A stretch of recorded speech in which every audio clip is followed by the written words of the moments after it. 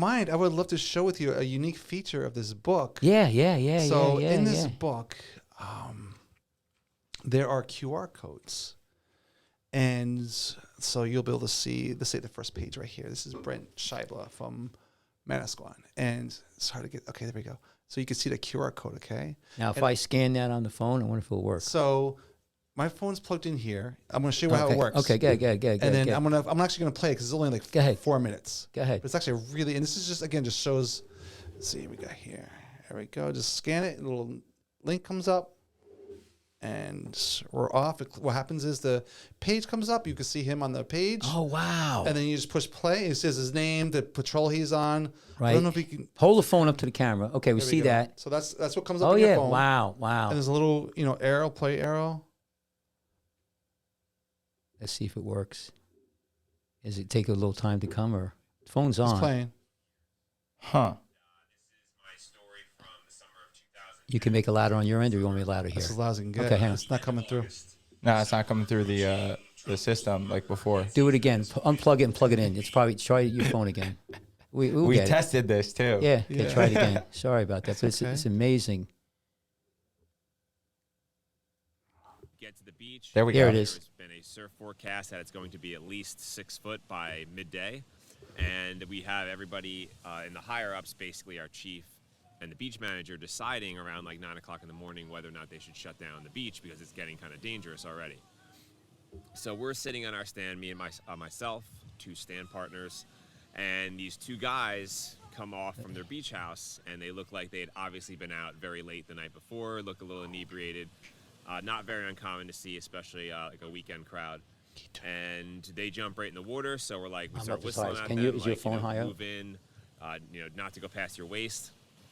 All of a sudden, these sets, these huge waves start coming in, probably about 6 or 7 waves in a row, each one like bigger than the next. It's 4 foot, it's 5 foot overhead at this point. And then finally, all of a sudden, there's this huge, had to have been 7 to 8 foot wave. And it was way over predicted at this point how big it was going to be.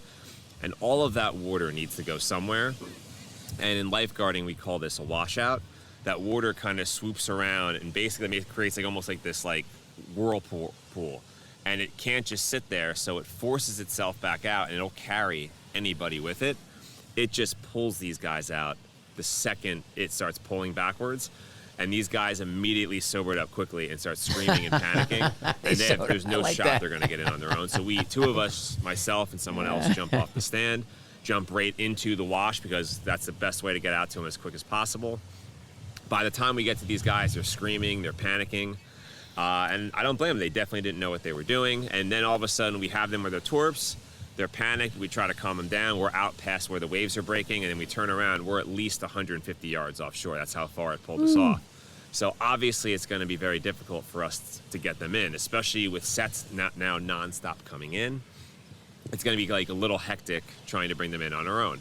So our other stand partner now, luckily, fortunately enough, there was a jet ski on the beach because they had anticipated the big waves. It makes it a lot easier to bring in people.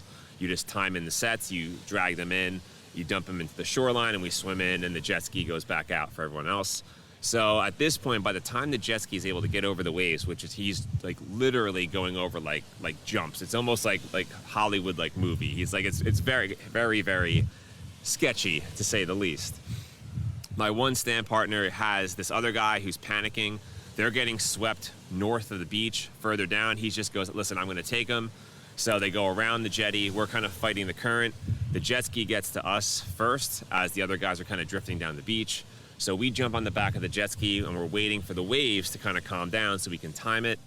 At this point, he can't even get to the other lifeguards, so they're just swimming to try to get out of like the really, really dangerous, hectic area that we're in. And he starts pulling us in on the jet ski. The guy's panicking.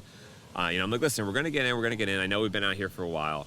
So he starts to calm down, and we start going in, and the jet ski stalls halfway back to the point that it literally isn't running, and sets are about to come. And it was like, I was horrified, actually, at this point, because we're on top of this heavy metal object that's about to see another 6-7 foot wave start coming in. This guy is screaming at the top of his lungs, and I'm trying to calm him down. Like, miraculously, the engine kicks back on, and he drags us back out to sea again and barely gets us over the set waves. So at this point, the jet ski's stalling, I guess because of the weight. I don't know what was happening.